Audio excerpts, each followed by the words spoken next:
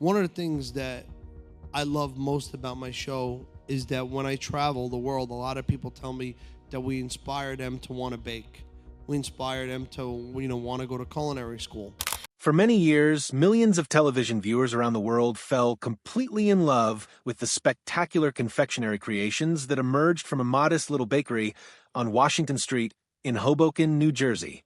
Carlo's Bakery, under the passionate leadership of Buddy Valastro and his exuberant Italian-American family, produced cakes so elaborate, so imaginative, and so beautifully executed that they seemed to defy the laws of both gravity and good taste in the very best way. When TLC premiered Cake Boss in the spring of 2009, the program quickly became one of the network's biggest hits, turning an unassuming neighborhood pastry shop into a national sensation and its owner into a bona fide celebrity known simply as the Cake Boss. Yet, after a decade of sky-high ratings, spin-offs, international fame, and lines of tourists stretching down the block, the show quietly faded away. What started as a heartwarming story of family tradition and edible art eventually succumbed to overexposure, scandals, shifting viewer tastes, and a string of unfortunate events. This is the complete story of the rise, the peak, and the gradual decline of Cake Boss.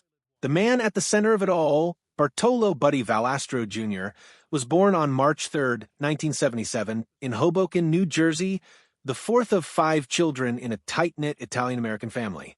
His father, Bartolo Valastro Sr., had purchased Carlo's Bakery in 1964 and turned it into a beloved local institution famous for its cannoli, sfogliatelle, lobster tails, and classic buttercream cakes.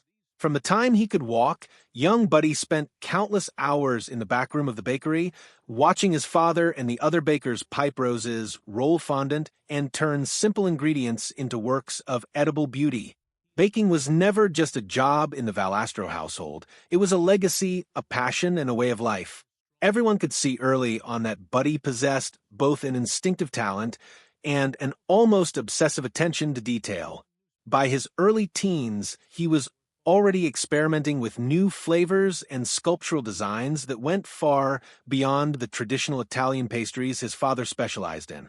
Tragedy struck in 1994 when Buddy was only 17.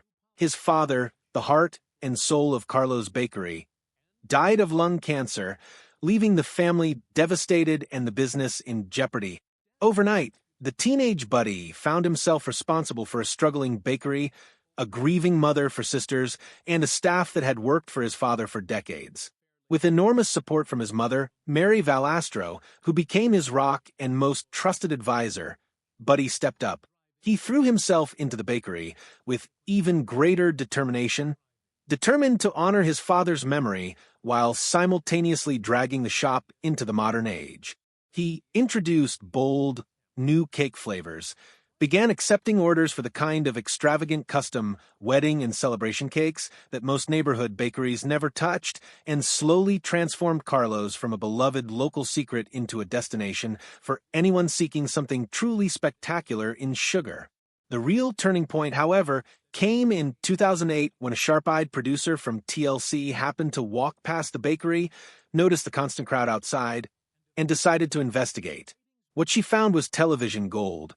A boisterous, loving, occasionally bickering Italian family turning out jaw-dropping cakes while cameras rolled.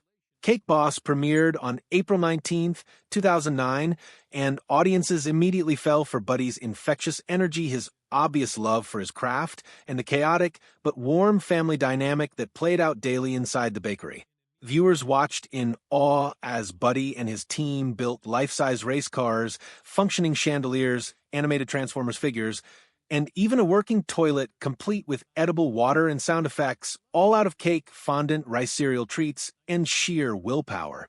The show highlighted not only the artistry, but also the intense pressure of deadlines, the physical labor of moving 500-pound cakes, and the very real emotions that surfaced when family members worked together 18 hours a day. For years, the formula worked perfectly. Buddy's 4 sisters, Grace, Madalena, Mary, and Lisa, along with their husbands and a colorful cast of cousins, in-laws, and longtime employees, brought drama, humor, and heart to every episode. There were unforgettable moments.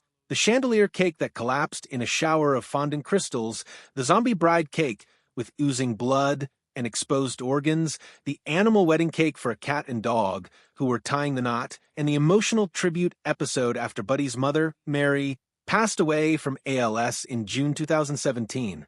The program spawned multiple spin-offs, Next Great Baker, Kitchen Boss, Bakery Boss, and later Buddy's Bakery Rescue, international versions, and even a tourist boom that saw Carlo's Bakery open satellite locations in New York, Las Vegas, Philadelphia, and beyond. Yet, as often happens when something becomes too popular too quickly, cracks began to appear. By the mid-2010s, the constant presence of Cake Boss on television, coupled with endless magazine covers, talk show appearances, and the opening of Cake Boss vending machines and prepackaged cake slices in supermarkets, led to a sense of oversaturation. Viewers who once waited eagerly for each new episode now felt they had seen every possible version of Buddy and the team have 24 hours to build a life-size replica of the Statue of Liberty out of cake. The magic that had felt fresh in 2009 started to feel repetitive. Worse still were the scandals that began to chip away at the wholesome image the show had so carefully cultivated. In 2013, former employees came forward alleging that they had been paid as little as $5 an hour, well below New Jersey's minimum wage, and that Buddy fostered a hostile, verbally abusive work environment. Although Buddy vigorously denied the claims, he eventually settled with the Department of Labor in 2014, agreeing to pay substantial back wages and institute new workplace policies. The damage, however, was done. Many loyal fans felt betrayed. The following year brought even darker headlines.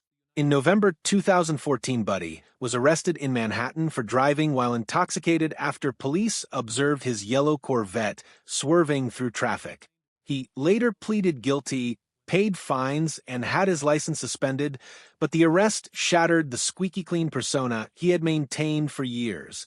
Then, in a 2015 episode, the show aired a segment featuring transgender model and activist Carmen Carrera as part of a prank gender reveal cake. The bit was widely condemned as transphobic, prompting apologies from both Buddy and TLC, and further alienating portions of the audience. Behind the scenes, other legal and personal troubles plagued members of the extended family. Buddy's brother-in-law and former right-hand man Remigio, Remy Gonzalez, married to sister Lisa, had been sentenced to 9 years in prison in 2012 for aggravated sexual assault on a minor, a storyline the show had handled delicately, but that still cast a shadow. Another former employee filed a lawsuit in 2015 alleging ongoing harassment and inappropriate conduct. Meanwhile, television itself was changing. The golden age of cake-themed competition shows, Ace of Cakes, Ultimate Cake-Off Food Network Challenge, had given way to a new wave of sleeker, hipper culinary programs. By 2016 to 2017, Cake Boss, now in its 10th season, felt dated. Ratings, which had once topped 2 to 3 million viewers per episode, sank below 1 million. TLC quietly stopped ordering new episodes in 2017, and although a handful of holiday specials aired afterward, the flagship series was effectively finished. Life after Cake Boss has been busy and largely successful for Buddy Valastro. He continues to run the ever-expanding Carlo's Bakery empire, now with locations across the United States and an online shipping operation, opened Buddy V's Ristorante in Las Vegas, launched a highly successful line of cake mixes, bakeware, and fondant under the Buddy Valastro food brand, and returned to television in a major way. He currently stars in Food Network's long-running hit Buddy vs. Duff, now in its 6th season, where he and Charm City Cakes owner Duff Goldman once portrayed as arch-rivals. Engage in friendly but fierce cake battles that regularly draw higher ratings than Cake Boss ever did in its later years. He also hosts Bake You Rich and appears as a mentor on Netflix's Bake Squad. The extended Valastro family and bakery staff have largely thrived as well. Mauro Castano, married to Sister Madalena, remains head pastry chef. Joey Fogno, married to Sister Grace, continues as head baker.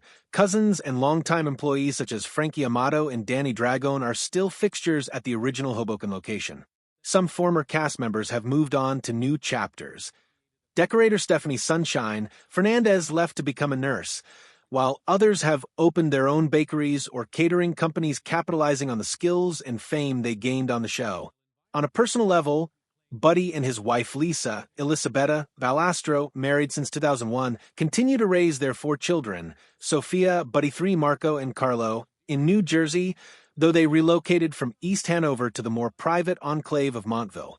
The family endured a terrifying scare in September 2020 when Buddy's right hand was impaled in a horrific accident involving a pinset machine at their home bowling alley. After multiple surgeries and intensive therapy, he regained nearly full use of the hand that creates so many of his masterpieces, an outcome he has described as miraculous. Today, more than 15 years after Cake Boss first put Carlo's Bakery on the map, the Valastro name remains synonymous with over-the-top cake artistry. Tourists still flock to the original Washington Street location, now expanded into a sprawling complex with a cafe and viewing windows into the decorating room. And Buddy continues to push creative boundaries on television and social media. While the original series may have succumbed to the natural laws of reality television gravity, too much exposure, too many scandals, and an audience hungry for the next new thing, the legacy of Cake Boss lives on in every gravity-defying, fondant-draped rice cereal sculpted creation that comes out of Carlo's ovens. It was a sweet, chaotic, sometimes messy decade that turned a humble Hoboken bakery into an American institution and proved that, for a little while at least, the world truly could not get enough of the Cake Boss.